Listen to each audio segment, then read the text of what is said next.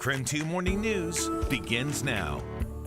Wildfire season is here, and the Washington National Guard and county firefighters are teaming up to help before they are called into action. And right now, our Tuesday is shaping up to be a pretty nice one with just partly cloudy skies expected. But by the time we get to tomorrow, all bets are off. We've got widespread thunderstorms headed our way.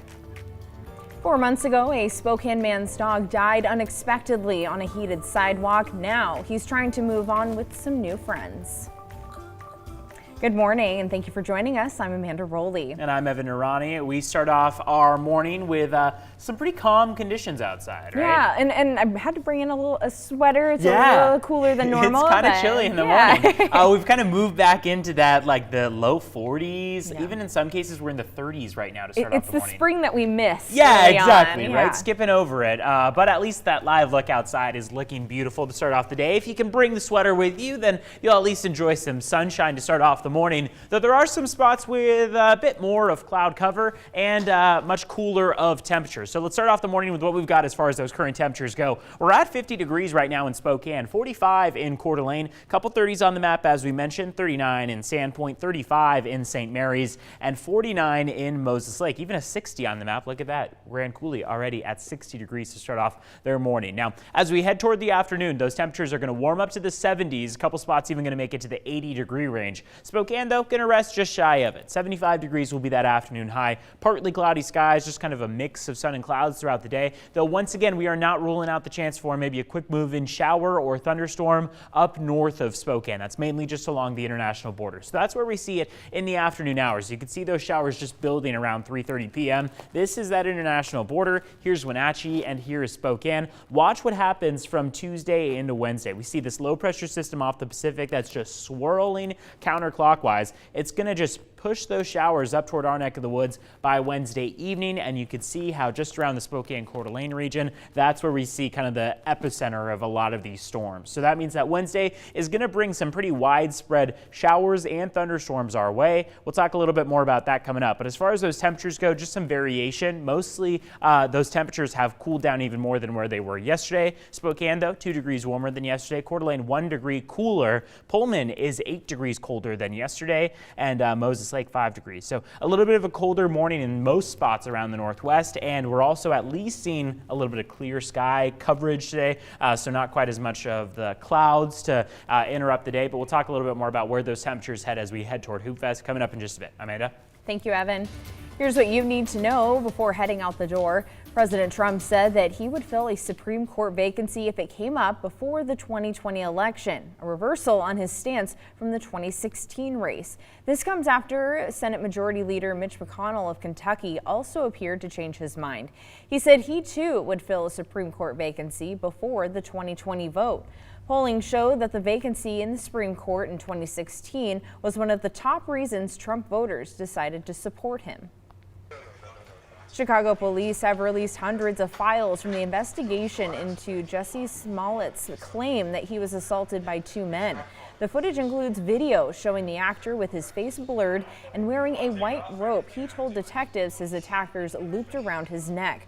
The release is the latest chapter in a story that began with Smollett's allegations that he was the victim of a racist and homophobic attack. He was eventually arrested on charges that he lied to police, and prosecutors later dismissed the charges. The Trump administration lawyer Sarah Fabian is under criticism. That's because she made an argument in favor of reversing a ruling that found the government had violated standards for detaining migrant children. The government's arguments in California last week caused an outcry among immigrant advocates as segments surfaced online. They accused Fabian and the administration of suggesting it was not essential for the government to ensure migrant children in U.S. custody could sleep well and had access to basic hygienic products like soap and toothbrushes. Washington governor and presidential candidate Jay Inslee is proposing a clean break between the federal government and the fossil fuel industry.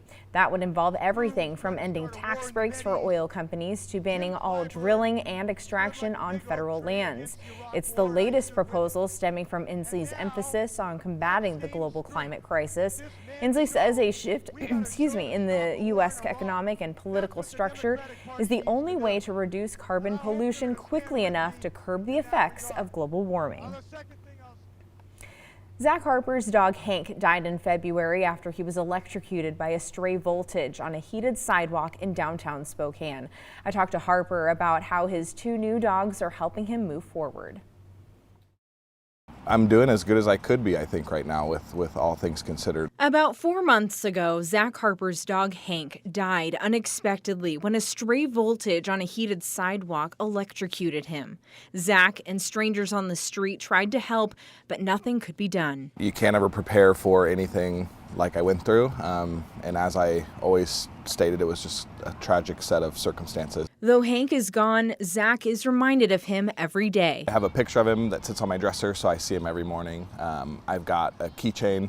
I actually will show you my keys. I've got a keychain here that has actually some of his ashes and his name on the back. I think about him every day, yeah. But again, it's just a process of moving forward and accepting, you know, the sad scenario I was put in and just moving forward in the best way I can. He decided to move forward by opening his heart to 2 miniature golden doodles. There's a lot to be said about coming home to an empty house without an animal, and so now having 2, it's a lot of fun. Chip is in my right hand to your left, and Dale's on laying down. He named his new dogs after his favorite childhood show. Chip, who's very rambunctious, and he's the licker.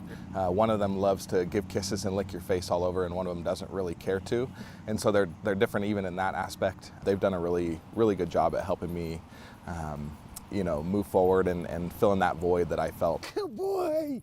Now, with Chip and Dale at his side and Hank close to his heart, there's one last step to finding peace. The Spokane City Council is working on an ordinance that will update regulations for heated sidewalks. They've dubbed it Hank's Law, which I think is really special to me. That was really one of my largest pieces of my message, was that I wanted something to change so that no one ever had to deal with this again, go through this again. Come here. Amanda Rowley, Chip, Dale. KREM 2 News. Hi. Good boys. Good. Time now 5:38. Oregon Governor Kate Brown says Senate Republicans broke their promise to Democrats by walking out over major climate legislation. She said in an interview on Monday that the Senate Republican leader must return to the building, or at least the state, if he wants to negotiate. Senate Republicans have fled the Capitol to avoid a vote on a measure intended to reduce fossil fuel emissions through a cap on carbon. Minority Republicans say they didn't have a voice in crafting the legislation and that voters should approve the final measure. With all of the Senate Republicans gone, 140 bills are frozen. 34 of those bills deal with budgets. The Washington National Guard is preparing to fight wildfires before they're called into action. 400 Guards members are receiving fire training at the state's wildfire academies this month. In years past, the Guard conducted their own training or trained after they've been activated by the governor. But this year, Guard members are training alongside local and county firefighters and state and federal crews at one of the 3 academies across the state. The state has become more reliant on the Guard as firefighters are harder to find in western U.S.